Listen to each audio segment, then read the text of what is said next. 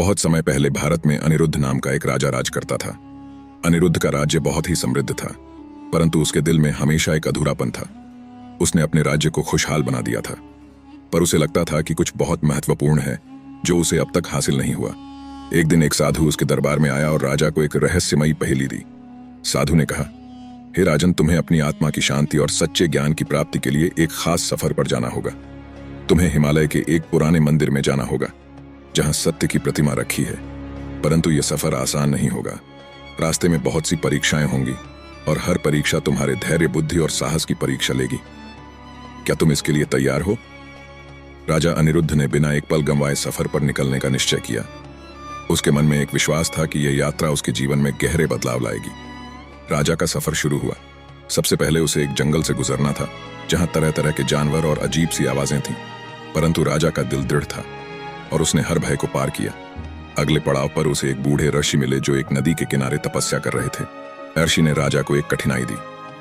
हे राजन, इस नदी को पार करने के लिए तुम्हें अपनी सभी स्वर्ण मुद्राएं त्यागनी होंगी। राजा को अपने राज्य की संपत्ति का अभिमान था, परंतु उसने मन में सोचा कि शायद यही एक परीक्षा है। उसने सोने की मुद्राएं त्याग दी और ऋषि को प्रणाम कर नदी पार की। नदी पार करने के बाद उसे एक छोटी सी झोपड़ी में एक गरीब किसान मिला। किसान के पास भोजन के लिए कुछ नहीं था और उसकी भूखी संतानें उसके पास बैठी थीं। राजा का हृदय द्रवित हो गया और उसने अपने पास बचा सारा भोजन किसान को दे दिया। राजा खुद भूखा रह गया, लेकिन उसकी आत्मा में एक शांति का अनुभव है। आखिरकार राजा हिमालय के उस पुराने मंदिर में पहुंचा। वहां एक अद्भुत प्रतिमा थी जो सोने चांदी से नहीं बल्कि एक साधारण पत्थर से बनी थी। राजा ने जब प्रतिमा को छुआ तो उसे एक गहरी अनुभूति हुई।